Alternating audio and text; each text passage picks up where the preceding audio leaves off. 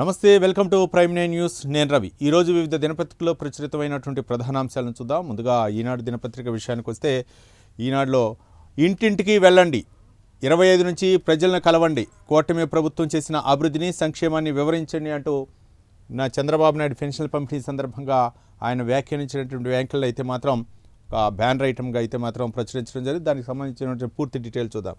25 నుంచి ప్రజలను కలవండి, గొడ్డల party never again, NDA again నినాదం వినిపించండి. కాకినాడ జిల్లా చామర్లో పార్టీ నేతలకు చంద్రబాబు దిశానిర్దేశం. అంతకుముందు పేదల సేవలో కార్యక్రమంలో పాల్గొన్నటువంటి సీఎం అంటూ ఒక ఆసక్తిమైనటువంటి కథనాన్ని చూడవచ్చు. ఉపాధ్యాయ పోస్టుల భర్తీపై అపోహలు సృష్టిస్తున్నారు ధ్వజం. ఆగస్టు 15 నుంచి అన్ని జిల్లాల్లో సంజీవిని సేవలు అందిస్తామని వెల్లడి. కూటమి ప్రభుత్వం వచ్చి 2 ఏళ్లైంది. మనం చేసిన అభివృద్ధిని, నెరవేర్చిన హామీలను ప్రజలకు తెలియజేయాలి. ఈ నెల 25 నుంచి పార్టీ నాయకులంతా ఇంటింటికి వెళ్ళండి, వచ్చే 3 ఏళ్లలో ఏం చేయబోతున్నామో వివరించండి అని ముఖ్యమంత్రి చంద్రబాబు నాయుడు పార్టీ నేతలు, కార్యకర్తలకు దిశానిర్దేశం చేశారు. కాకినాడ జిల్లా తుని మండలం చామర్లో సోమవారం నిర్వహించిన పేదల సేవలో కార్యక్రమంలో ఆ తర్వాత పార్టీ కార్యకర్తల సమావేశం చంద్రబాబు ప్రసంగించారు. ఎన్నికలు ఏవైనా మనమే గెలవాలి, స్థానిక సంస్థల ఎన్నికల్లో ఘన విజయానికి ఐక్యంగా కృషి చేయాలి, ఓటర్లతో ప్రతి నాయకుడు, కార్యకర్త మంచి సంబంధాలు కలిగి ఉండాలని శ్రేణులకు సూచించారు. సీఎం చంద్రబాబు ఇంకా ఏమన్నారంటే, వారు కూడా ఫీల్డ్లోనే ఉండాల్సిందే. చట్టసభల్లో 33% సీట్లు మహిళలకు కేటాయిస్తాం, మేళ్లలో వారిని పోటీలో నిలబెట్టినా సరే అంటూ నిన్న అయితే మాత్రం పింఛన్ల పంపిణీ సందర్భంగా కాకినాడ జిల్లా చాంవర్లో పార్టీ నేతలకు అయితే మాత్రం చంద్రబాబు నాయుడు దిశానిర్దేశం చేశారు. ప్రతి పేదింటికి కూడా నెలలో మొట్టమొదటిసారిగా పింఛన్లు ఇచ్చేటటువంటి కార్యక్రమానికి అయితే మాత్రం నేరుగా లబ్ధిదారులకు ఎవరైతే పింఛన్లు ఉన్నారో వాళ్ళకి ఇచ్చి వాళ్ళ సాదా బాధలు తెలుసుకునే కార్యక్రమం అయితే మాత్రం ప్రతి నెల సాగుతుంది. ఇక కూటమి ప్రభుత్వం అధికారంలోకి వచ్చిన ప్రతి నెల కూడా ఒక్కొక్క జిల్లాలో, అంటే ఈ నెల ఒక జిల్లా, వచ్చే నెల ఒక జిల్లా అట్లా ఎంచుకొని అందులో కూడా పేద ప్రజలకైతే మాత్రం స్వయంగా పింఛను ఇచ్చే కార్యక్రమం ప్రజాప్రతినిధులే భాగస్వామ్యులు చేయటం, అధికారులే భాగస్వామ్యులు చేయటం, నేరుగా వాళ్ళకి లబ్ధిదారులకు పింఛను ఇచ్చే కార్యక్రమం, వాళ్ళ సాధక బాధలు తెలుసుకునే కార్యక్రమం చంద్రబాబు నాయుడు చేపట్టడం జరిగింది. ఈ కార్యక్రమంలో భాగంగా అక్కడ కళ్ళు గీత కార్మికులతో కూడా మాట్లాడటం జరిగింది. కళ్ళును కూడా రుచి చూడటం జరిగింది. మొట్టమొదటిసారిగా ఇది ఆసక్తికరమైనటువంటి పరిణామం. చంద్రబాబు నాయుడు అయితే మాత్రం కళ్ళు తోటి, ఆ రేఖతోటి కళ్ళు దాగినటువంటి దృశ్యం అయితే మాత్రం చాలా సంవత్సరాల తర్వాత జీవితంలో మనం మొట్టమొదటిసారిగా చూస్తున్నాం. కాబట్టి ఏదైతే ఒక ఆసక్తికరమైనటువంటి సన్నివేశం. అయితే పార్టీ శ్రేణులు కూడా దిశానిర్దేశం చేశారు. ఒక పక్క గొడ్డల పార్టీ అని చెప్పేసి మొన్న మహానాడు కూడా విమర్శలు గుప్పించుకున్నారు. స్థానిక సంస్థల ఎన్నికలు వస్తున్నాయి కాబట్టి పార్టీ శ్రేణులు అందరూ కూడా సన్నద్ధంగా ఉండాలి. ఏ ఎలక్షన్ అయినా సరే, అది చిన్న ఎలక్షనా, పెద్ద ఎలక్షనా, లేకపోతే స్థానిక సంస్థ, లేకపోతే ఇంకేదైనా సరే విజయం అయితే మాత్రం మనవాళ్ళే గెలవాలనే విధంగా చెప్పారు. మరో పక్క డిఎస్సిపై అయితే మాత్రం వైసీపీ తీవ్ర విమర్శలు చేస్తుంది. వాటన్నిటిపై లేనిపోని అపోహలు సృష్టిస్తున్నారు. వాటన్నిటిపై తిప్పికొట్టాలా. ఈ 2.5 సంవత్సరాల్లో 2 సంవత్సరాల్లో మనం చేసినటువంటి అభివృద్ధి కార్యక్రమాలు అయితే మాత్రం ప్రజలకు చెప్పాలని చెప్పేసి పార్టీ శ్రేణులకు అయితే మాత్రం చెప్పడం జరిగింది. ఇక మరో అంశం చూడొచ్చు. దక్షిణ కోస్తా ముఖద్వారం ఇచ్చాపురం స్వాగత ఫలకాన్ని ఆవిష్కరించిన కేంద్ర మంత్రి రామ్మోహన్ నాయుడు. మొత్తానికైతే మాత్రం దక్షిణ కోస్తాకు సంబంధించినటువంటి రైల్వే జోన్కు సంబంధించినటువంటి నిన్న ఒక శిలాఫలకాన్ని అయితే మాత్రం కేంద్ర మంత్రి రామ్మోహన్ నాయుడు ఆవిష్కరించిన దానికి సంబంధించి ఒక మొత్తానికైతే మాత్రం సుపరిణామం. మొత్తానికి ఎన్నో దశాబ్దాల కాలం నెరవేరిందని చెప్పేసి నిన్న కేంద్ర మంత్రి రామ్మోహన్ నాయుడు వ్యాఖ్యానించినటువంటి వ్యాఖ్యలు కూడా మనం చూడవచ్చు. ఇక ఇజ్రాయెల్ దాడులతో లెబనాన్ బీరుట్లో అలుముకున్నప్పగా మళ్ళీ ఉద్రిక్త. ఇరాన్పై అమెరికా వైమానిక దాడి, కువైట్పై ఇరాన్ ఆంక్షల వర్షం, ఇక చర్చలో ఒప్పందంపై సందిగ్ధత. లెబనాన్పై ఇజ్రాయెల్ దాడి చేస్తే చర్చలు నిలిపివేస్తామన్న టెహరాన్, చర్చలో ఆగినా లెక్క చేయనన్న ట్రంప్. పశ్చిమాసియాలో మళ్లీ ఉద్రిక్త పరిస్థితి ఎత్తింది. ఇరాన్లోని రాడార్, డ్రోన్ కేంద్రాలపై అమెరికా వైమానిక దాడులు చేసింది. ప్రతిగా కువైట్లోని అమెరికా స్థావరాలపై ఇరాన్ కూడా క్షిపణులతో విరుచుకుపడింది. అయితే ఈ దాడులను అడ్డుకున్నామని 2 దేశాలు ప్రకటించుకున్నాయి. మరోవైపు ఇరాక్ వద్ద అయితే మాత్రం రవాణా నౌకపై అయితే దాడి జరిగినట్లు తెలుస్తుంది. మొత్తానికి పశ్చిమాసియాలో ఇప్పుడు ఒక పక్క శాంతి ఒప్పందాలు, మరో పక్క ఆ యుద్ధాన్ని ఆపుతామని చెప్పేసి కొన్ని రోజులు ఒప్పందం చేసుకున్నా సరే మళ్ళీ అయితే మాత్రం ఉద్రిక్త పరిస్థితుల మీద డొనాల్డ్ ట్రంప్ అయితే క్లారిటీ ఇవ్వాలా. ఫైనల్గా ఒప్పంద పత్రాలపై సంతకాలు చేస్తున్న తరుణంలో డొనాల్డ్ ట్రంప్, అమెరికా అధ్యక్షుడు ట్రంప్ అయితే మాత్రం సంతకం చేయకుండా వెళ్ళిపోయినటువంటి దృశ్యాలు నిన్న మొన్న మనం చూడవచ్చు. ఇక మొత్తానికైతే మాత్రం దానిపై సందిగ్ధం, అది ఎన్ని రోజులకి యుద్ధం ముగిసిదనే చూడాలి. ఇక క్రీడా కోటలో అర్హులకే ఉద్యోగాలు ఇచ్చాం, అసోసియేషన్లు, ఫెడరేషన్లకు లేఖలు రాసి ధృవీకరించుకున్నాం, అభ్యర్థుల సర్టిఫికెట్లు వివిధ అంచెల్లో పరీక్షించాం. డిఎస్సిపై అయితే మాత్రం అవకతవకలు అంటే మన వైసీపీ చేస్తున్న ఆరోపణలకు అయితే మాత్రం ప్రభుత్వం స్పందించింది. 421 పోస్టులకు నోటిఫికేషన్ ఇస్తే భర్తీ అయింది 382. అవినీతి అవకతవకలు తావు లేదనడానికి ఇదే నిరసనం. 2019-20లో గ్రామ వార్డు సచివాలయ ఉద్యోగాల భర్తీకి ఇదే విధానం అనుసరించారంటూ ఒక కథనాన్ని అయితే మాత్రం మనం చూడవచ్చు. దానికి సంబంధించి రాష్ట్ర ప్రభుత్వం క్లారిటీ ఇచ్చినటువంటి అంశం. అంటే డిఎస్సిలో అవకతవకలు జరిగాయని చెప్పేసి క్రీడల అడగపోయినా సరే అక్కడ ఇచ్చారు అందులో అని చెప్పేసి ఫేక్ సర్టిఫికెట్లు తీసుకొచ్చారని చెప్పేసి చెప్తే, లేదు మేము అన్నీ కూడా పారదర్శకం చేశామని ప్రభుత్వం చెప్తుంది. అయితే ఇందులోకి సంబంధించి 2019-20లో గ్రామ వార్డు సచివాలయ ఉద్యోగాల భర్తీ కూడా ఇదే విధానంలో మేము పాటించామని చెప్పేసి చెప్పడం జరిగింది. దానికి సంబంధించి పర్యాటక క్రీడలు యువజన వ్యవహారాల శాఖ ప్రత్యేక ప్రధాన కార్యదర్శి అజయ్ జైన్ అయితే మాత్రం ఆయన స్పష్టం చేసినటువంటి అంశాలు. డిఎస్సి 2025లో భాగంగా క్రీడా కోటాలో ఉపాధ్యాయ పోస్టులు పారదర్శకంగా నిబంధనల ప్రకారమే భర్తీ చేశాం. అవినీతి అవకతవకలు రాజకీయ జోక్యం దళాల్లో ప్రమేయానికి తావు లేదని పర్యాటక క్రీడలు యువజన వ్యవహారాల శాఖ ప్రత్యేక ప్రధాన కార్యదర్శి అజయ్ జైన్ స్పష్టం చేశారు. క్రీడా కోటాలో 421 పోస్టులకు నోటిఫికేషన్ ఇస్తే 382 పోస్టులు మాత్రమే భర్తీ అయ్యాయని, అన్ని అర్హతలు ఉంటేనే ఉద్యోగం ఇచ్చామనడానికి ఇదే నిదర్శనమని ఆయన చెప్పడం జరిగింది. మొత్తానికైతే మాత్రం క్రీడలు యువజన వ్యవహారాల శాఖ ప్రత్యేక కార్యదర్శి అజయ్ జైన్ ఆయన స్పష్టం చేశాడు. క్రీడల్లో ఎవరైతే పాల్గొన్నారో క్రీడాకారులు వాళ్ళకి సర్టిఫికెట్లు ఉన్నాయో వాళ్ళకే ఉద్యోగాలు ఇవ్వడం జరిగింది, కానీ ఎక్కడా కూడా అవకతవకలు జరిగిన పూర్తిగా పారదర్శకంగా నిర్వహించడం జరిగింది. ఇక్కడ ఒకటి గమనించాలా, 421 పోస్టులకి 382 మాత్రమే పోస్టులు పడతాయి, మిగిలిన ఇంకా ఉన్నాయి అని చెప్పారు. అందులో అర్హతను బట్టి మేము ఉద్యోగాలు కల్పించగానే ఎక్కడా లోటుపాట్లు జరగలేదని చెప్పేసి ఆయన చెప్పడం జరిగింది. అజయ్ జైన్ అంటే క్రీడల యువజన వ్యవహారాల శాఖ ప్రత్యేక కార్యదర్శి ఆయన చెప్పినటువంటి అంశాన్ని చూడవచ్చు.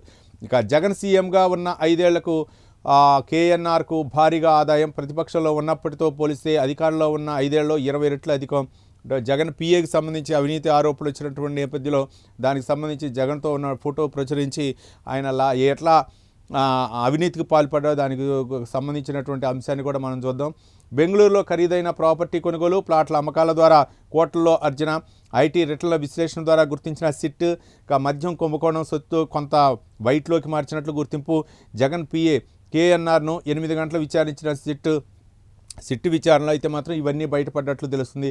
ప్లాట్ల అమ్మకాల ద్వారా కొన్ని కోట్ల రూపాయలు ఐటీ రేట్ల విశ్లేషణ ద్వారా గుర్తించినట్లు సిట్ అధికారులు చెప్పారు. మద్యం కుంభకోణం సొత్తులో కొంత వైట్లోకి మార్చినట్లు కూడా తెలిసింది. చాలామంది ఒక పిఏ అయితే ఒక సీఎం పిఏ అంటే మొత్తం కూడా ఆయనకి ఇలా ఆర్థిక లావాదేవీలన్నీ కూడా తెలిసి ఉంటాయి. ఇక్కడ ఎక్కడ ఏమి ఇవ్వాలా, బ్యాంకు లావాదేవీలు, ఎవరితో ఏం మాట్లాడా, పారిశ్రామికవేత్తలతో ఎంత రావాలా, లేకపోతే రకరకాలైనటువంటి లావాదేవీలు అయితే ఉంటాయి పర్సనల్గా. కాబట్టి ఆయనకి మళ్ళీ ఆయన చేతివాటం కూడా ప్రదర్శించే అవకాశం ఉంటుంది. కాబట్టి ఇంత పర్సెంట్ ఇవ్వండి, నాకు ఇంత ఇవ్వాలా నాకు అని చెప్పేసి, లేదా జగన్ అంటే అందరూ కూడా సీఎంతో మాట్లాడలేని పరిస్థితి డైరెక్ట్గా. కాబట్టి కొన్ని వ్యవహారాలు అయితే ఉంటాయి, పిఎల్ ద్వారానే ఎక్కువగా నడుస్తుంటాయి. కాబట్టి ఆయన మరి ఇవి జగన్కు సంబంధించినటువంటి ఆస్తుల బినామీ నేపథ్యంలో లేదా సొంతగానే ఆయన కేఎన్ఆర్కి సంబంధించినటువంటి ఆస్తులు అనేది తెలియాలి. సిట్టు విచారణ అయితే మాత్రం 8 గంటలకు విచారించారు. దానికి సంబంధించినటువంటి అంశాన్ని మనం చూడవచ్చు. మరో అంశాన్ని చూద్దాం. ముగ్గురు మనోళ్లే తొలి 10లో ముగ్గురు మనోళ్లే. జేఈ అడ్వాన్స్లో 4, 5, 9 ర్యాంకులు తెలుగువారివే. ఉభయ రాష్ట్రాల్లో టాపర్గా మోహిత్, శేఖర్ శుక్లా, ఆ తర్వాత సందీప్, నాగా, సహర్షలకు స్థానం. ఈసారి జనరల్ విభాగంలో 92 మార్కులు వస్తే పాస్. జేఎస్సా కౌన్సిలింగ్కు 56,880 మందికి అర్హత. మొత్తానికి దానికి సంబంధించి జేఈ అడ్వాన్స్లో టాప్ 10 ర్యాంకులు తెలుగు రాష్ట్రాల విద్యార్థులు ఈసారి సత్తా చాటారు. 4, 5, 9 ర్యాంకులు దక్కించుకున్నారు. గతేడాది తొలి 10 ర్యాంకుల్లో కేవలం 10 ర్యాంకే సాధించగా ఈసారి ముగ్గురు మెరిశారు. హైదరాబాద్కు చెందిన మోహిత్, శేఖర్ శుక్లా 360కి 319 మార్కులు సాధించారు. 4వ ర్యాంకు కైవసం చేసుకుని తెలుగు రాష్ట్రాల్లో టాపర్గా నిలిచారు. ఇక ఆ తర్వాత 318 మార్కులతో కూచి సందీప్ 5వ ర్యాంకు, 312 మార్కులతో మేడ్చెట్టి, నాగా, సహర్ష 9వ ర్యాంకు సాధించారు. ఐఐటి ఢిల్లీ జోన్కు చెందిన శోభం కుమార్ 330 మార్కులతో అయితే మాత్రం విజయం సాధించారు. మొత్తానికైతే మాత్రం 1, 4, 5, 9 ర్యాంకులు అయితే మాత్రం మన తెలుగు రాష్ట్రాలకే ముగ్గురు మనోళ్లే కావటం చాలా సంతోషకరమైనటువంటి విషయం. దీనికి సంబంధించి ఇక యాడ్లు అయితే మాత్రం చాలా విపరీతంగా ఉంటాయి కాబట్టి వాటి జోలికి వెళ్ళట్లేదు. ఇక ఈ జేఈ అడ్వాన్స్లో వాళ్ళు సాధించినటువంటి విజయానికి ఇక మరో దినపత్రిక విషయానికి వస్తే, సాక్షి దినపత్రిక విషయానికి వస్తే మాత్రం సాక్షిలో ప్రధానంగా మనం చూడొచ్చు. చంద్రబాబు సర్కార్పై సమర భేరీ అంటూ ఒక బ్యానర్ ఐటమ్ అనేది ప్రచురించింది. ఇక టీడీపీకి యాంటీ, ప్రభుత్వానికి వ్యతిరేకంగానే ఎక్కువగా వార్తలు ఉంటాయి. ఒక పక్క కేంద్ర ప్రభుత్వానికి సంబంధించినటువంటి కొన్ని అభివృద్ధి కార్యక్రమాలకు సంబంధించి కేంద్ర ప్రభుత్వం ఏమన్నా నిధులు కానీ లేకపోతే ఏదైనా సెంట్రల్ మినిస్టర్లు ఏమైనా మాట్లాడిన అంశాలకు సంబంధించి అయితే మాత్రం క్షుణ్ణంగా ఉంటాయి. కానీ తెలుగుదేశానికి లేకపోతే జనసేన పార్టీకి లేకపోతే కూటమి ప్రభుత్వానికి సంబంధించినటువంటి అక్కడ ఏం జరిగినాయి అని మొత్తం చెప్పచ్చు. ఇక మనం చూడొచ్చు సాక్షి దినపత్రికలో చంద్రబాబు సర్కార్పై సమరబేరి, డిఎస్సి అక్రమాలపై కదం తొక్కిన యువతరం, ఉపాధ్యాయ అభ్యర్థుల ఉక్కు పిడికిలి అంటూ ఒక బ్యానర్ ఐటమ్ అయితే మనం చూడవచ్చు. వైఎస్ఆర్సీపీ ఆధ్వర్యంలో కలెక్టరేట్ల ముట్టడి, వినూత్న ప్రదర్శనలతో దద్దరిల్లిన రాష్ట్రం, అక్రమాలపై సిబిఐ విచారణ జరిపించాలని డిమాండ్, మంత్రి లోకేష్ రాజీనామా చేయాలని యువగర్జన, పేపర్ లీక్, స్పోర్ట్స్ కోటాలో పోస్టులు అమ్ముకోవడంపై ఆగ్రహం, అర్హులను తొక్కేసి అడ్డగోలు డ్రామాలు, అర్హులు చేసిన అన్యాయాన్ని కప్పిపుచ్చుకునేందుకు పడరాని పాటలు, పోస్టల్ శాఖ తిరస్కరించిన అభ్యర్థికి డిఎస్సి స్పోర్ట్స్ కోటాలో పోస్టింగ్పై సొంత భాష్యాలు అంటూ విజయనగరం జిల్లాలో నిరసన తెలుపుతున్న బొత్స అనూష, డిఎస్సి అభ్యర్థులు, వైఎస్ఆర్సీపీ శ్రేణులు ఉపాధ్యాయ పోస్టుల భర్తీపై అయితే మాత్రం చేసింది. మొత్తానికి ఇంతకుముందు కూడా మనం మాట్లాడుకున్నాం డిఎస్సిపై జరిగినటువంటి అంటే అక్కడ అవకతవకలు జరిగాయని చెప్పేసి 16,000 పోస్టులు భర్తీ చేశాయని చెప్పేసి కూటమి ప్రభుత్వం చెప్తుంది. అంటే కూటమి ప్రభుత్వం అధికారంలోకి వచ్చిన తర్వాత చంద్రబాబు నాయుడు ముఖ్యమంత్రిగా ప్రమాణ స్వీకారం చేసిన తర్వాత మొట్టమొదటి సంతకం 16,000 డిఎస్సి ఉద్యోగాలు భర్తీ చేస్తామని చెప్పేసి దానిలో అవకతవకలు జరిగాయి అని చెప్పేసి ప్రధానమైనటువంటి వైసీపీ ఆరోపణ. ఈ మధ్యకాలంలో రైతుల సమస్యలు వాటిపై కూడా కొన్ని చోట్ల స్పందించారు. కానీ డిఎస్సిపై అయితే మాత్రం అంటే మహానాడు అయిపోయిన తర్వాత డిఎస్సిపై ఎక్కువగా ఈ వైసీపీ అయితే మాత్రం కొంచెం దాన్ని హైలైట్ చేస్తుంది. దీంట్లో అనర్హులకు ఇచ్చారు, చాలామంది కూడా స్పోర్ట్స్ ఆడకపోయినా సరే దొంగ సర్టిఫికెట్లు తీసి వాళ్ళపై న్యాయ విచారణ జరిపి సిబిఐ విచారణ జరిపి మరి ఈ ఉద్యమం ఎన్ని రోజుల వరకు కొనసాగుతుంది, దీన్ని ఏపీ ప్రభుత్వం అని ఇంతకు ముందుగానే మనం చూసాం. దానికి సంబంధించి క్రీడలు, యువజన సర్వీసుల శాఖ సంబంధించిన ఆ శాఖకు సంబంధించినటువంటి అధికారి అయితే మాత్రం ఆ జైన్ అయితే మాత్రం మహాజన్ చెప్పడం జరిగింది. దానికి ఎక్కడా కూడా పారదర్శకంగా మేము దాదాపు 421 పోస్టులకి అయితే మాత్రం 380 పోస్టులే భర్తీ అయ్యాయి, ఇంకా ఉన్నాయి స్పోర్ట్స్ కోటాలో అని చెప్పేసి ఆయన చెప్పడం జరిగింది. అందరికి కూడా మేము పూర్తిగా పారదర్శకతతోనే చెక్ చేసి ఆ ఉద్యోగాలు ఇవ్వడం జరిగింది స్పోర్ట్స్ కోటాలో. కానీ ఇక్కడ మాత్రం వైసీపీ నాయకులు అయితే మాత్రం జిల్లాల వైజ్గా నియోజకవర్గాల వైజ్గా కూడా చాలా చేస్తున్నారు. మొత్తానికి కలెక్టరేట్ల ముట్టడి, అక్కడ అయితే మాత్రం వినతి పత్రాలు ఇస్తున్నారు. మరి ఇది ఎంతవరకు వెళ్తుందో మనం చూడాలా. సిబిఐతో విచారణ ఇంతకుముందు కూడా మనం చదువుకోం. జేఈ అడ్వాన్స్లో తెలుగోళ్ళ సత్తా, టాప్ 10లో 3 మన తెలుగోళ్ళ విద్యార్థులు అంటూ ఒక కథనాన్ని అయితే మనం చూడవచ్చు.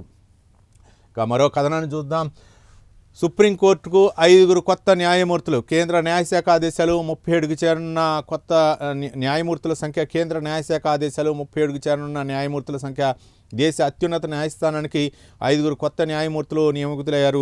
సుప్రీంకోర్టు సీనియర్ న్యాయవాది విఎస్ మోహన, బాంబే హైకోర్టు ప్రధాన న్యాయమూర్తి జస్టిస్ చంద్రశేఖర్, పంజాబ్ హర్యానా హైకోర్టు ప్రధాన న్యాయమూర్తి జస్టిస్ సీల్ నాగు, మధ్యప్రదేశ్ హైకోర్టు ప్రధాన న్యాయమూర్తి జస్టిస్ సంజీవ్ సచ్దేవా, జమ్మూ కాశ్మీర్ లడాక్ హైకోర్టు ప్రధాన న్యాయమూర్తి జస్టిస్ అరుణ్ పల్లి సుప్రీంకోర్టు న్యాయమూర్తులుగా పదవి బాధ్యతలు చేపట్టున్నారు.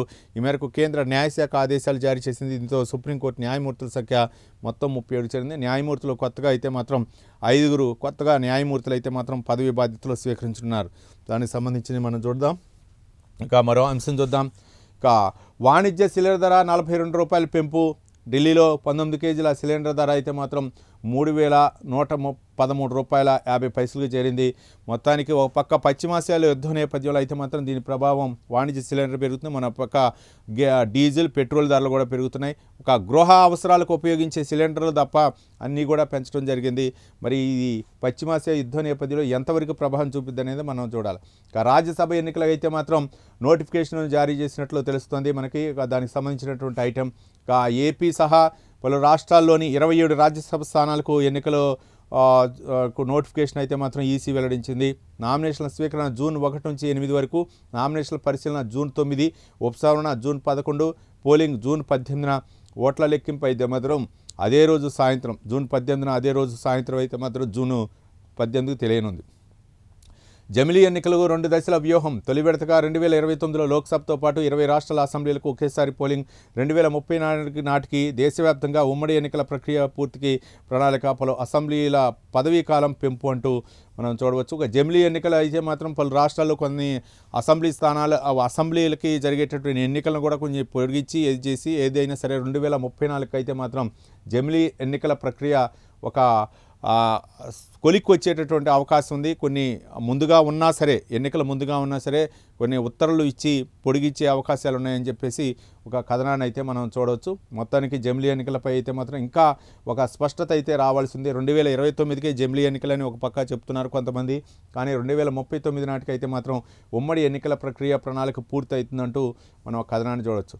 మళ్ళీ బాంబులు వన్న ఇరాన్ రాడార్ డ్రోన్ వ్యవస్థలపై అమెరికా దాడి. కువైట్లోని అమెరికా స్థావరాలపై ఇరాన్ దాడి అంటూ కానీ ఇంతకుముందు కూడా మనం చెప్పుకున్నాం. ఈ యుద్ధం అయితే మాత్రం పశ్చిమ ఆసియాలో ఇప్పుడు ఇంకా కొనసాగుతూ ఉంది నేపథ్యంలో మరి ఎంతవరకు అది ప్రభావం చూపిందని మనం చూస్తాం. మరో పక్క చమురు ధరలు అయితే మాత్రం విపరీతంగా పెరుగుతున్నటువంటి సిచ్యువేషన్ ఉంది. ఈ నేపథ్యంలో పక్క నిత్యావసర వస్తువుల ధరలు కూడా పెరిగే అవకాశాలు ఉన్నాయని చెప్పేసి నిపుణులు హెచ్చరిస్తున్నారు. మరి ఎంతవరకు ప్రభావం చూపిద్ది అనేదే మనం చూడాలి.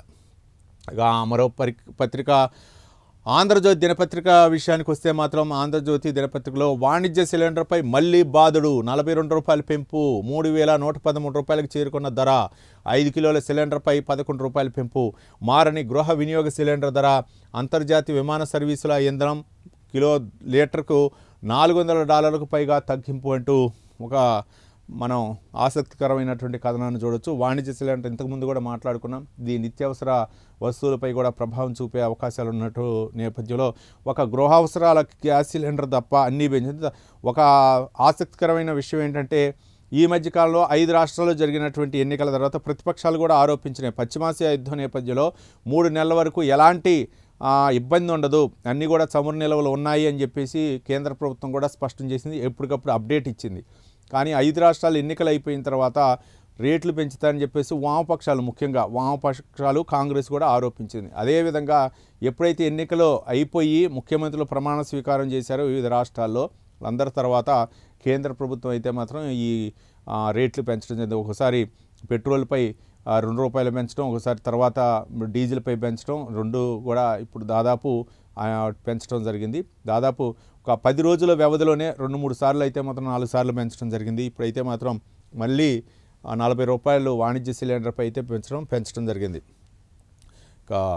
మీ ఆటలు సాగనివ్వంటూ ఏపీ సీఎం చంద్రబాబు నాయుడు వ్యాఖ్యానించినటువంటి వ్యాఖ్యలను అయితే మాత్రం బ్యానర్ ఐటెంగా చూడొచ్చు. గొడ్డల పార్టీ జీవితం అంతా నాటకమే. నంద్యాలలో వైఎస్ విగ్రహ ధ్వంసంతో రాజకీయం.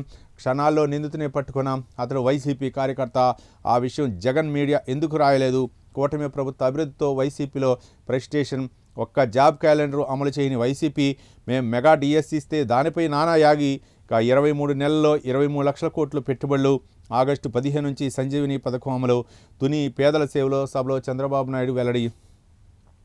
సీఎం నిన్న వ్యాఖ్యానించినటువంటి వ్యాఖ్యలు మొత్తానికి అంటే మనం ఇంతకుముందు కూడా మాట్లాడుకున్నాం సాక్షి దినపత్రిక గురించి. అంటే యాంటీ గురించి జగన్ మీడియా ఎందుకు రాయలేదు అంటే వైఎస్ విగ్రహం ధ్వంసం కేసులో ధ్వంసానికి వైఎస్ విగ్రహాన్ని అయితే మాత్రం ధ్వంసం చేసిన నిన్న కూడా మనం మాట్లాడుకున్నాం.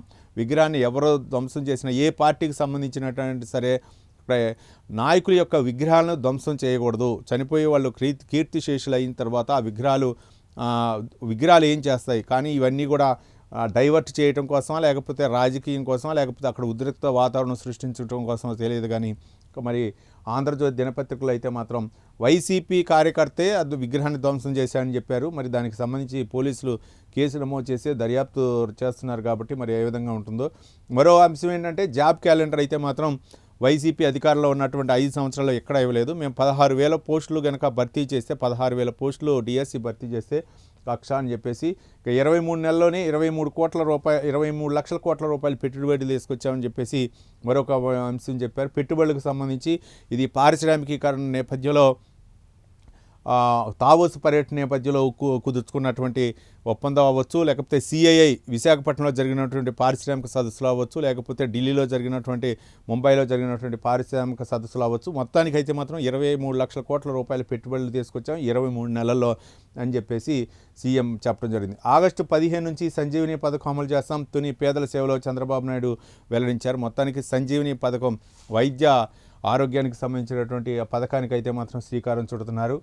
మొత్తానికి నిన్న పింఛన్ల కార్యక్రమం సందర్భంగా కళ్ళు గీత కార్మికులతోటి ఆయన మాట్లాడి ఆయన అప్పుడే చెట్టు నుంచి తీసుకొచ్చినటువంటి కళ్ళును కూడా ఆయన రుచి చూడటం జరిగింది. మొట్టమొదటిసారిగా చంద్రబాబు నాయుడు ఒక కళ్ళు తాగుతున్నటువంటి దృశ్యానికి సంబంధించినటువంటి రేఖ పట్టుకొని తాగుతున్నటువంటి చిత్రం అయితే మాత్రం మనం మొట్టమొదటిసారిగా చూస్తాం. ఇన్ని సంవత్సరాల రాజకీయ చరిత్రలో 40 సంవత్సరాల రాజకీయ చరిత్రలో ఆయన ఈ ఒక్క కళ్ళు రుచి చూస్తున్నటువంటి గీత కార్మికుడితో మాట్లాడుతూ కళ్ళు రుచి చూస్తున్న సీఎం చంద్రబాబు నాయుడు.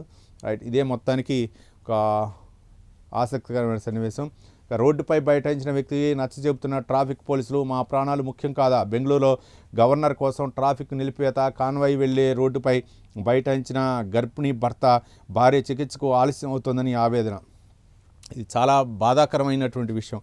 ఒక భార్య చికిత్స కోసం వెళ్తుంటే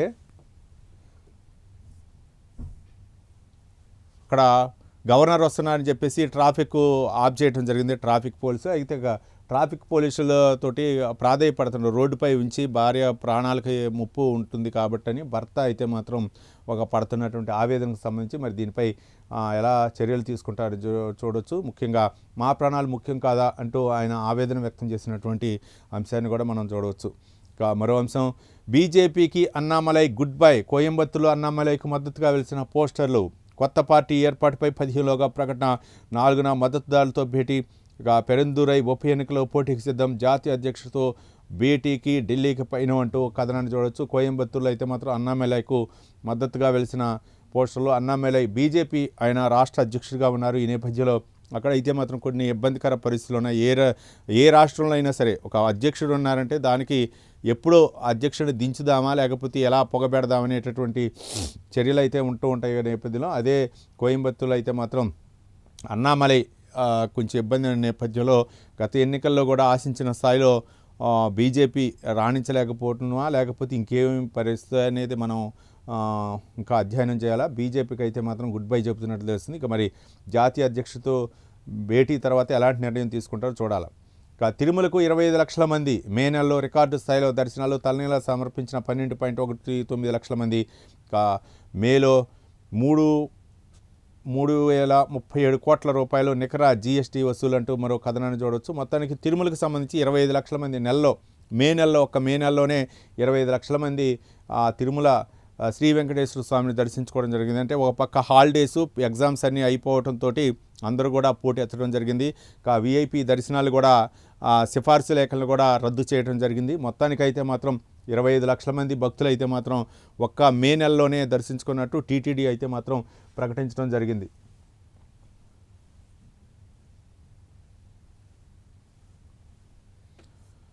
మొత్తానికి అయితే మాత్రం 25 లక్షల మంది టీటీడీని దర్శించుకున్నారు. నెలలో అంటే ఒక సమ్మర్ హాలిడేస్ కనుక ఉంటే ఒక మే జూన్ నెలలో అయితే మాత్రం తాకిడి ఎక్కువగా ఉంటుంది. ఈ సమయాల్లో అయితే మాత్రం విఐపి దర్శనాలు అన్నీ కూడా రద్దు చేస్తున్నట్లు టీటీడీ కూడా ప్రకటించిన నేపథ్యంలో విఐపి దర్శనాలు ప్రకటించినా సరే 25 లక్షల మంది సామాన్య భక్తులకు అయితే మాత్రం దర్శనం కల్పించడం జరిగింది. బస్ ఎక్కి ప్రజల వద్దకు వెళ్తా. తుని ప్రజావేదిక సభలో మహిళతో మాట్లాడుతున్న ముఖ్యమంత్రి చంద్రబాబు నాయుడు క్షేత్ర స్థాయిలో ఏం జరుగుతుందో తెలుసుకుంటా. స్థానిక ఎన్నికల్లో ఓట్ల శాతం పెరగాలి. తుని నియోజకవర్గం కార్యకర్తలకు సీఎం దిశానిర్దేశం. గురుకులాల్లోనూ 62 ఏళ్లకు రిటైర్మెంట్ ప్రతిపాదనకు సీఎం చంద్రబాబు నాయుడు ఆమోదం. మొత్తానికైతే మాత్రం రిటైర్డ్ ఉద్యోగులకైతే మాత్రం వయసు పెంచేటటువంటి గత ప్రభుత్వం పెంచింది. ఇక గురుకులాల్లో కూడా 62 ఏళ్లకు పెంచేందుకు ఒక నిర్ణయం తీసుకుంటాం. కేబినెట్ ఆమోదం పొందే విధంగా సీఎం నిర్ణయం తీసుకుంటా అన్నారు. ఇక తుని ప్రజావేదికలో మహిళతో మాట్లాడుతున్నటువంటి సీఎం ఆమె యొక్క యోగక్షేమాలు అడిగి తెలుసుకుంటున్నారు. బస్ ఎక్కి ప్రజల వద్దకు వెళ్తా, క్షేత్రస్థాయిలోనే ప్రజా సమస్యలు తెలుసుకుంటా అని చెప్పేసి చంద్రబాబు నాయుడు వ్యాఖ్యానించడం జరిగింది. స్థానిక ఎన్నికల్లో ఇంతకుముందు కూడా మనం మాట్లాడుకున్నాం. రానున్నటువంటి స్థానిక ఎన్నికల్లో ఓట్ల శాతం ఎక్కువగా పెరగాలి అని చెప్పేది. మరో పక్క జగన్ కూడా హెచ్చరించారు. మొన్న ఈ మధ్య కార్యకర్తల అంటే పార్టీ ముఖ్య నాయకులతో సమావేశం నిర్వహించి ఎక్కడా కూడా ఏకగ్రీవం అవ్వటానికి లేదు. అక్కడ గనక ఏకగ్రీవం గనక అయితే మాత్రం ఆ నియోజకవర్గ ఇన్ఛార్జిదే బాధ్యత అని ఖరాఖండిగా చెప్పడం జరిగింది. అంతకుముందు కూడా చెప్తాం, ఈ మధ్యకాలంలో వైసీపీ కొంచెం నిస్తేజంగా కనిపించింది. అంటే అభ్యర్థులు దొరుకుతారా దొరకరా, లేకపోతే ఆ నియోజకవర్గ ఇన్ఛార్జి అంటే నియోజకవర్గానికి ఎవరైతే నెక్స్ట్ టికెట్ ఆశిస్తున్నారో అన్నీ ఆయనే చూసుకోవాలా, లోకల్లో స్థానిక సంస్థంగా గెలవాల్సినట్టు. అక్కడ గనక గెలిచి అన్నీ కూడా తానే ఆర్థికంగా అన్నీ కూడా పెట్టుకోగలిగితేనే అతనికి ఎమ్మెల్యే టికెట్, ఇంకేదైనా ఆశించినటువంటి టికెట్ ఇచ్చే అవకాశాలు ఉంటాయి.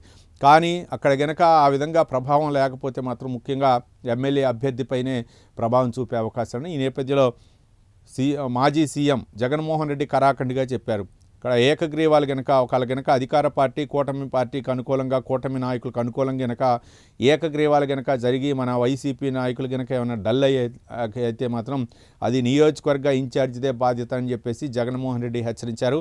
దీనికి వైసీపీ కూడా సన్నద్ధంగా రోడ్లపైకి వచ్చి ఒక పక్క ఏదో ఒకటి అంశాన్ని అయితే మాత్రం ఈ మధ్యకాలంలో సురువు చేసింది. స్థానిక సంస్థల ఎన్నికల్లో గెలిపే లక్ష్యంగా వైసీపీ కూడా ముందుకెళ్తుంది. దీనికి చంద్రబాబు నాయుడు కూడా చెక్ పెట్టాలి. మనం చేసినటువంటి ఈ 2.5 సంవత్సరాల్లో 23 నెలల్లో అభివృద్ధి కార్యక్రమాలు ఏమేం చేసాం ప్రజలకు చెప్పాలా, అవసరమైతే బస్ ఎక్కైనా సరే ప్రజల వద్దకు వెళ్ళి తెలుసుకోవాలా క్షేత్రస్థాయిలో. ఈసారి అయితే మాత్రం ఓటింగ్ శాతం పెరగాలని చెప్పేసి చంద్రబాబు నాయుడు కూడా ఖరాఖండిగా చెబుతున్న పార్టీ శ్రేణులకు. మరోపక్క జనసేన అధినేత పవన్ కళ్యాణ్ కూడా చెబుతున్నారు. ఒక పక్క బీజేపీ కూడా. మూడు కలిసి మరి రేపు ఏ విధంగా సమరానికి వెళతాయో, ఏ విధంగా ఓట్ల శాతం పెంచుకుంటాయో మనం చూద్దాం. మరో దినపత్రిక వెలుగు దినపత్రిక విషయానికి వస్తే మాత్రం వెలుగుకు సంబంధించి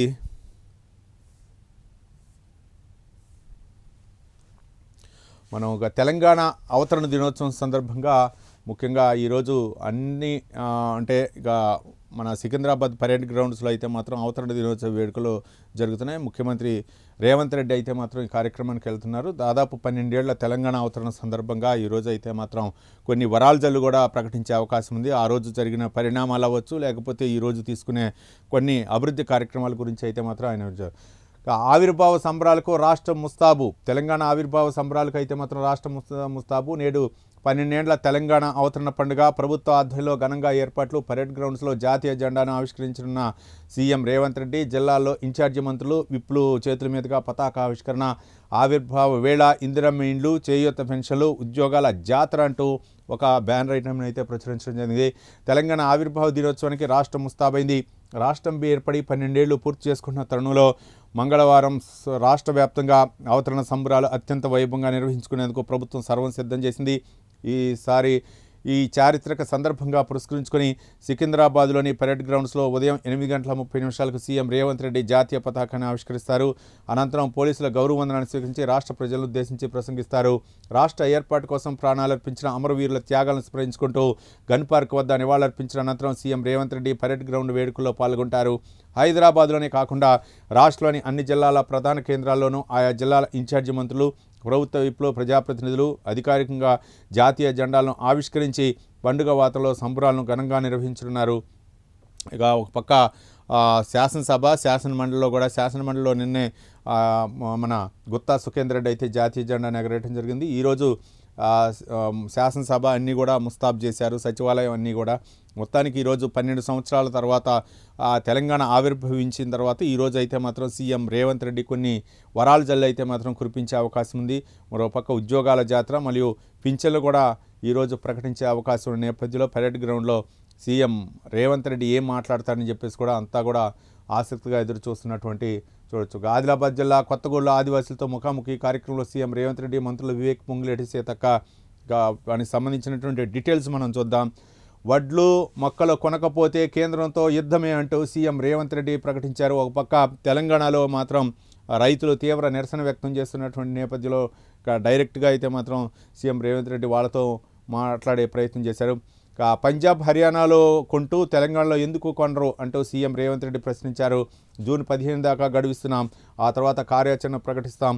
వడ్లు మొక్కలు తీసుకొచ్చి బీజేపీ నేతల ఇండ్లు పార్టీ ఆఫీసుల ముందు పోస్తాం. తుమ్మిడిహట్టి ప్రాజెక్టు విషయంలో మహారాష్ట్ర సీఎం స్పందిస్తలే. ఏపీ కోసం 7 మండలాల్లో ఇచ్చిన మోదీ ప్రభుత్వం మా కోసం మహారాష్ట్ర నుంచి 1500 ఎకరాలు ఇప్పించలేదా? ఈ విషయంలో కేంద్ర మంత్రి కిషన్ రెడ్డి జోక్యం చేసుకోవాలా? రాష్ట్రంలో మరో 2.5 లక్షల ఇందిరమ్మ ఇండ్లు మంజూరు చేస్తున్నాం. ఉమ్మడి ఆదిలాబాద్ జిల్లాలో ఒక్క పూరి గుడిసె లేకుండా చేస్తాం. సెప్టెంబర్ 15 నాటికి మరో 1,00,000 ఇండ్లు నిర్మిస్తాం. ఆసిఫాబాద్ జిల్లా కొటారి గ్రామ బహిరంగ సభలో సీఎం ప్రసంగం. కొత్తగూడలో ఇందిరమ్మ ఇండ్లు సామూహిక గృహప్రవేశాలు చేసినటువంటి అంశాన్ని మనం చూడొచ్చు. నిన్న సీఎం రేవంత్ రెడ్డి అయితే మాత్రం మొత్తానికి నిన్న దాదాపు 25 ఇండ్లు అయితే మాత్రం ఆయన చేతుల మీదుగా ఇందిరమ్మ ఇళ్ళు ప్రారంభోత్సవం జరిగింది. మరో 1,00,000 ఇళ్ళు అయితే మాత్రం మేము టార్గెట్గా పెట్టుకున్నాం. మొత్తానికి గతంలో ఎప్పుడైతే కేసీఆర్ హయాంలో కూడా అంతకుముందు కాంగ్రెస్ ప్రభుత్వం హయాంలో కూడా నిర్మించినటువంటి ఇల్లు కూడా అసంపూర్తిగా ఉన్నాయి. వాటన్నిటికీ పూర్తి చేస్తూ ఎవరైతే ఇల్లు లేని నిరుపేదలు ఉండకూడదన్న లక్ష్యంతో ప్రభుత్వం అధికారంలోకి వచ్చిన తర్వాత ఎన్నికల హామీ ఇచ్చిన దానిలో భాగంగా ప్రతి ఒక్కరు కూడా ఇందిరమ్మ ఇల్లు ఇస్తామని చెప్పేసి అర్హులైన వరకు అని చెప్పేసి రేవంత్ రెడ్డి ముఖ్యంగా కొన్ని అంశాలు అనమాట. ఈ మధ్యకాలంలో ఈ వరి ధాన్యం అవ్వచ్చు లేకపోతే మక్కలు అవ్వచ్చు వీటన్నిటిని కూడా కొనట్లేదు, కేంద్ర ప్రభుత్వం కొనాలని చెప్పేసి ఈ మధ్యకాలంలో కిషన్ రెడ్డి కూడా ఆయన వ్యాఖ్యానించడం జరిగింది. కేంద్ర ప్రభుత్వంపై నెపం నెట్టొద్దని చెప్పేసి. కానీ ఈ మధ్యకాలంలో కొంచెం ప్రభుత్వానికి వ్యతిరేకంగా రోడ్లపై ధర్నాలు చేయటం, అకాల వర్షాల నేపథ్యంలో ధాన్యం కూడా తడవటం, రోడ్డు పాలవటం ఇవన్నీ కూడా కొంచెం ఇబ్బందికర పరిస్థితి వచ్చిన నేపథ్యంలో రేవంత్ రెడ్డి అయితే మాత్రం కేంద్రం అయితే కొనాల్సిందే, లేకపోతే మాత్రం బీజేపీ నాయకుల ఇళ్ల ముందు అయితే మాత్రం ఒడ్లు పారబోసి నిరసన తెలపాలని చెప్పేసి ఆయన అయితే మాత్రం కొంచెం హుకుం అయితే జారీ చేశాడు. ఇంకా ఈ నెలలోనే 6 నోటిఫికేషన్లు, నేడు 3 ఉద్యోగ ప్రకటన release. TGPSC chairman Burra Venkatesham వెల్లడి. ఏడాదిలోనే ఉద్యోగ నియామక ప్రక్రియ పూర్తి. సింగిల్ ఎగ్జామ్ అయితే 6 నెలల్లోనే కంప్లీట్ చేస్తాం. 35 శాఖల్లో 3,800 పోస్టుల భర్తీకి సర్కారు ఓకే. రాబోయే నోటిఫికేషన్లో అత్యధికంగా 1,393 FBO పోస్టులు. ఇక CBT విధానంలోనే పరీక్షలు నిర్వహిస్తాం. కమిషన్పై తప్పుడు ప్రచారం చేస్తే పరువు నష్టం దావా వేస్తామని వార్నింగ్ ఇచ్చారు బుర్రా టీజీపీఎస్సీ చైర్మన్ బుర్రా వెంకటేశ్వర వ్యాఖ్యానించినటువంటి వ్యాఖ్యలు చూడవచ్చు. 3,035 శాఖల్లో 3,800 పోస్టులు భర్తీ అయితే మాత్రం ఓకే. కానీ దీనిపై అయితే మాత్రం తప్పుడు ప్రచారం చేసి ఏదో అక్రమాలకు పాల్పడుతూ రకరకాలైనటువంటి ఆరోపణలు చేస్తే మాత్రం ఊరుకునే ప్రచారం పూర్తిగా పారదర్శకంగా వ్యవహరిస్తామని చెప్పేసి బుర్రా వెంకటేశం వ్యాఖ్యానించినటువంటి వ్యాఖ్యలు మనం చూడవచ్చు. 2-3 రోజుల్లో కేరళకు ఋతుపవనాలు. ఇంకా దేశంలో ఈ ఏడాది సాధారణ వర్షపాతమే IMD హెచ్చరించినటువంటి నేపథ్యంలో దీనిపై తెలంగాణ సీఎం రేవంత్ రెడ్డి కూడా కొంచెం రివ్యూ నిర్వహించారు. IMD హెచ్చరించినటువంటి నేపథ్యంలో ఋతుపవనాలు వర్షపాతం కూడా తక్కువ ఉంటుందనే నేపథ్యంలో కార్యాచరణ ప్రణాళిక చెప్పి అధికారులు కూడా చెప్పడం జరిగింది.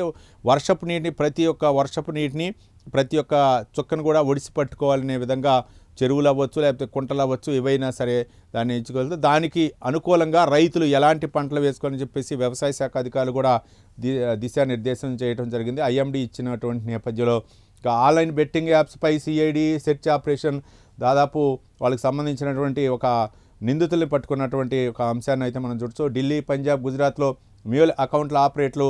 డఫా బెట్ యాప్లో 10 లక్షల రూపాయలు బెట్టింగ్ మెంబర్లు ఉన్నట్లు తెలుస్తుంది. ఇంకా ఫిలిప్పీన్స్లో యాప్ రూపొందించి UK నుంచి ఆపరేషన్. 1.5% కమిషన్ చొప్పున రోజుకి 8 లక్షల నుంచి 10 లక్షల రూపాయల సంపాదన. యాప్పై దేశవ్యాప్తంగా 225 ఫిర్యాదులు, 73 క్రిమినల్ కేసులు. 2 వారాల పాటు CID స్పెషల్ ఆపరేషన్. 11 మంది అరెస్టు. రాష్ట్రంలో 108 betting apps block. 37 geo fencing. ఇక 25 మంది సెలబ్రిటీలకు CID కౌన్సిలింగ్ ఇచ్చినట్లు తెలుసు. మొత్తం బెట్టింగ్ యాప్ ఆన్లైన్లో అయితే మాత్రం ఒక ముఠాను అయితే మాత్రం అరెస్ట్ చేయడం జరిగింది. హర్ముజ్ను ఇక మరో అంశం చూడొచ్చు. పూర్తిగా మూసివేస్తాం. అమెరికాకు ఇరాన్ వార్నింగ్. శాంతి చర్చలను అర్ధాంతరంగా నిలిపివేసిన టెహ్రాన్. లెబనాన్పై దాడులను సీజ్ ఫైర్ ఉల్లంఘనేనని ఆరోపణ. ఆక్రమించిన ప్రాంతాల నుంచి IDF వెనక్కి వెళ్లాలని డిమాండ్. ఇప్పటి వరకు ఎలాంటి చర్చలు జరపబోమని తేల్చెప్పిన ఇరాన్ అంటూ ఒక కథనాన్ని అయితే చూడవచ్చు. ఇరాన్ సిటీలపై అమెరికా మిసైల్ దాడి. వేగంగా ప్రతిస్పందించిన ఇరాన్. కువైట్పై డ్రోన్లు, మిసైల్తో అటాక్. ఎయిర్ డిఫెన్స్ వ్యవస్థలో అడ్డుకున్న కువైట్ అంటూ చూడవచ్చు. ఒక పక్క కువైట్ ఏమో డ్రోన్లతోటి దాడులు చేస్తుంది, ఒక పక్క ఏమో అమెరికా క్షిపులతో దాడి చేస్తుంది. ఈ యుద్ధం అయితే మాత్రం ఇప్పుడు ఆగలేదు. సీజ్ ఫైర్ అంటూ ఆఫ్ చేసినటువంటి ఆ యుద్ధాన్ని అయితే మాత్రం కంటిన్యూ చేస్తూ ఒక పక్క సీజ్ ఫైర్ అని చెప్తున్నారు కానీ మళ్ళీ యుద్ధం చేస్తూనే ఉన్నారు. ఏదేమైనా సరే పశ్చిమాసియాలో యుద్ధం నేపథ్యంలో చాలా ఎఫెక్ట్ పడేటటువంటి అవకాశం ఉన్న నేపథ్యంలో అయితే మాత్రం ఇది తీవ్ర పరిణామంగా ఉంది. ఇక చమురు, గ్యాస్ సరఫరాకు అయితే మాత్రం ఇక నో బ్రేక్స్. భారత్, ఒమన్ CEPAల ఒప్పందం అమల్లోకి. హర్ముజ్ జల సందిగ్ధ వేళ కేంద్రం చర్యలు తీసుకుంటుంది. ఓ పక్క కేంద్ర చర్చలు అయితే మాత్రం అబుదాబి అవ్వచ్చు, లేకపోతే యూఏఈ అవ్వచ్చు, లేకపోతే మిగిలినటువంటి అరబ్ కంట్రీస్తో అయితే మాత్రం ఒప్పందాలు చేసుకుంటుంది. ఈ హర్ముజ్ జలసంధి కారణంగా ఏర్పడినటువంటి ఇబ్బందిని అయితే మాత్రం మిగిలినటువంటి అరబ్ కంట్రీలో ఎక్కడైతే చమురు నిల్వలు ఉన్నాయో అటన్నిటితో కూడా ఆ దేశాలతోటి ప్రత్యామ్నాయంగా అయితే మాత్రం భారత్ చర్చ జరుపుతుంది. దీని నేపథ్యంలో కొంత సఫలీకృతం అయింది. హర్ముజ్ జలసంధి దగ్గర టోల్ ఫీజు ఏదైతే వసూలు చేస్తామని ఎప్పుడైతే ఇరాన్ చెప్పిన నేపథ్యంలో అటు అమెరికా కూడా స్పందిస్తే ఒక పక్క చైనా కూడా స్పందిస్తున్న నేపథ్యంలో మరి ఎలాంటి పరిణామాలు చోటు చేసుకుంటాయో మనం వేచి చూద్దాం. మొత్తానికైతే మాత్రం ఇవి వివిధ దినపత్రికలో ప్రచురితమైనటువంటి ప్రధాన అంశాలు. ముఖ్యంగా ఏపీకి సంబంధించి నిన్న పింఛన్ల సందర్భంగా చంద్రబాబు నాయుడు ఏపీ సీఎం అక్కడికి వెళ్ళి పేద ఇళ్లకెళ్ళి ఆయన పింఛన్లు పంపించేశారు. అలాగే రాష్ట్ర వ్యాప్తంగా కూడా ప్రజాప్రతినిధులు అధికారులు కూడా ఇళ్లకెళ్ళి పంపిణీ చేసినటువంటి సందర్భం చూసాం. ముఖ్యంగా వైసీపీపై అయితే మాత్రం ఆయన విమర్శల వర్షం కురిపించారు. తర్వాత వైసీపీ కూడా డిఎస్సిపై అక్రమాలపై అయితే మాత్రం పోరుబాటు పట్టింది. దానికి సంబంధించిన కూడా సాక్షి దినపత్రికలో బ్యానర్ ఐటమ్గా ప్రచురించడం జరిగింది. మరోపక్క వైఎస్ఆర్ విగ్రహం ధ్వంసం కేసులో అయితే మాత్రం కార్యకర్త అంటూ మరో దినపత్రిక ఆంధ్రజ్యోతిలో కూడా మనం చూడవచ్చు. కార్యకర్తే ధ్వంసం చేసి వైసీపీ వాళ్ళు కేసులు పెట్టినటువంటి అంశాన్ని చూడవచ్చు. మరోపక్క తెలంగాణ విషయానికి వస్తే ఆవిర్భావ దినోత్సవం సందర్భంగా రేవంత్ రెడ్డి ఈరోజు ఎలాంటి వరాలు జల్లు కురిపించబోతున్నారని చెప్పేసి నిన్న అయితే మాత్రం ఒక బహిరంగ సభలో మాట్లాడి కేంద్రంపై అయితే మాత్రం నిప్పులు జరిగారు. మక్కలు అవ్వచ్చు, లేకపోతే వరి ధాన్యం అవ్వచ్చు, లేకపోతే ఇంకే ఇతర పంటలు అయితే సరే కేంద్రం కొనాలా, కొనకపోతే మాత్రం మిగిలినటువంటి రాష్ట్రాలు ఏ విధంగా ధాన్యం సేకరణ చేస్తున్నారో ఆ విధంగా చేయకపోతే మాత్రం ఆ వడ్లు అవ్వచ్చు, లేకపోతే ఆ ధాన్యాన్ని అవ్వచ్చు తీసుకొచ్చి బీజేపీ నాయకులు ఇళ్ల ముందు పోస్తామని చెప్పేసి ఆయన హెచ్చరించడం జరిగింది. నిన్న ఇందిరమ్మ ఇళ్ల 25 ఇళ్ళు గృహప్రవేశం చేసి మరో 1,00,000 ఇళ్ళు అయితే మాత్రం లబ్ధిదారులకు అందజేస్తామని చెప్పేసి బాహాటంగా చెప్పడం జరిగింది. మొత్తానికి ఈరోజు తెలంగాణ ఆవిర్భావ దినోత్సవం సందర్భంగా తెలంగాణ ప్రజలందరికీ కూడా శుభాకాంక్షలు తెలుపుకుంటూ ఇవి వివిధ దినపత్రికలో ప్రచురితమైనటువంటి ప్రధాన అంశాలపై విశ్లేషణ. రేపు మళ్ళీ కలుద్దాం. చూస్తూనే ఉండండి ప్రైమ్ 9 న్యూస్.